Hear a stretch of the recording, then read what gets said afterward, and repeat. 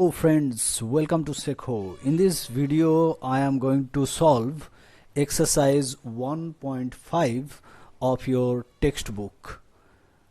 Okay, in this video series I am making videos on your class 9th mathematics NCERT textbook. So I am going to solve this. First of all, this class exercise 1.5, they are saying classify the following numbers as rational or irrational. What is this? Is this rational or irrational? This will be obviously irrational because root 5 is irrational. So root 5 minus 2 minus root 5. Now root 5 is a number that goes like up to infinity. So 2 minus root 5 will also go up to infinity, isn't it? So this is irrational. Now what is this? 3 plus root 23 minus 23. If we simplify this, we will get 3 plus root 23 minus root 23. So plus root 23 minus root 23 cancels each other and we get 3. So this is rational. This is rational. Now question number 3, 2 root 7 by 7 root 7. You can think this like 2x by 7x. Okay, so 2x by 7x means just x cancels each other, so you get this becomes by like 2 by 7. So this is a rational number, and 1 by root 2, this is irrational number because root 2 is irrational number. 2 pi is irrational number. This is irrational number. Now simplify these following expressions. Now 3 plus root 3, 2 plus root 2, 3 plus root 3, 2 plus root 2. Let me do it in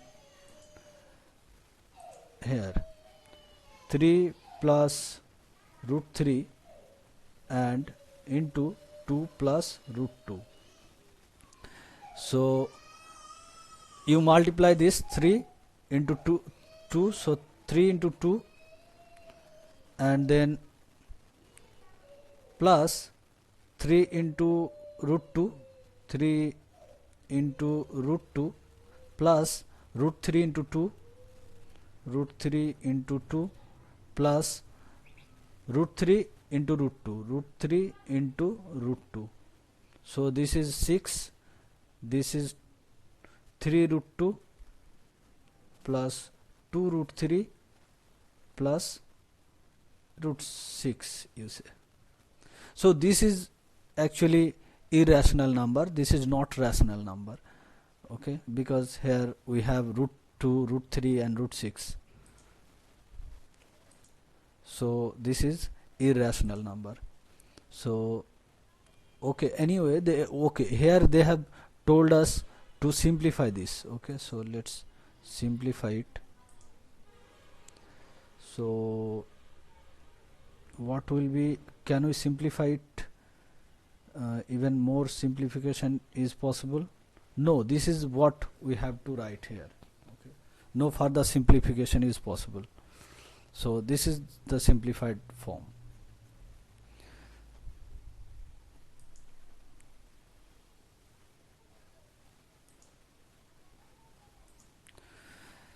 Then you can do this, you just a plus b into a minus b.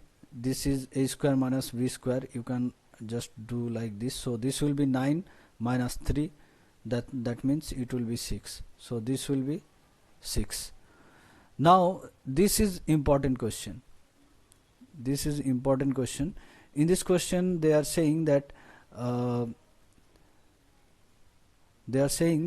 pi is actually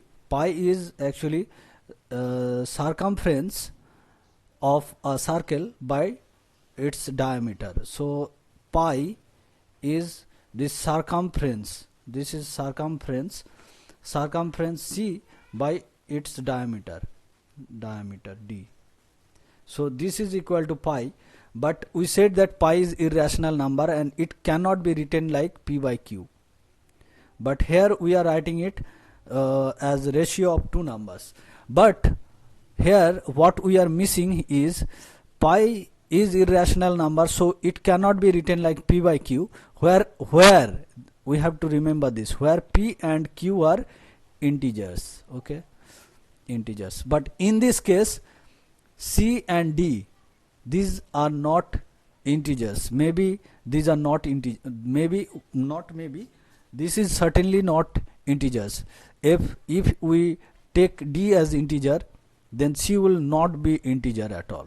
Okay, or if somehow we manage to make c integer, d will not become integer. Okay, so that's why we are able to write pi is c by d.